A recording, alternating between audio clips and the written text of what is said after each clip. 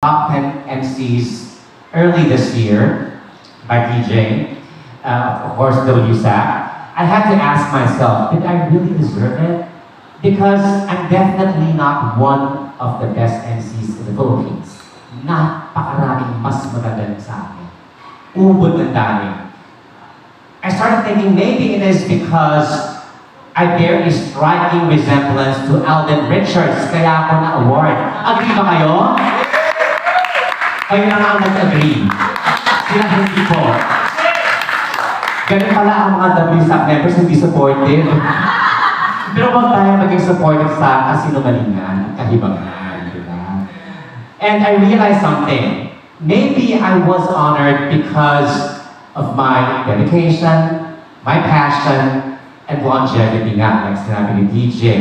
Having been in the industry for more than 28 years now, nung hindi pa industry ang events, di ba? So people often ask me, how have you lasted this long? Sa totoo lang, hindi ko alam. Hindi ko talaga alam.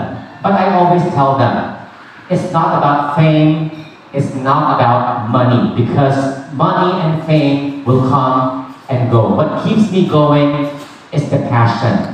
It's the genuine love for what I do. And because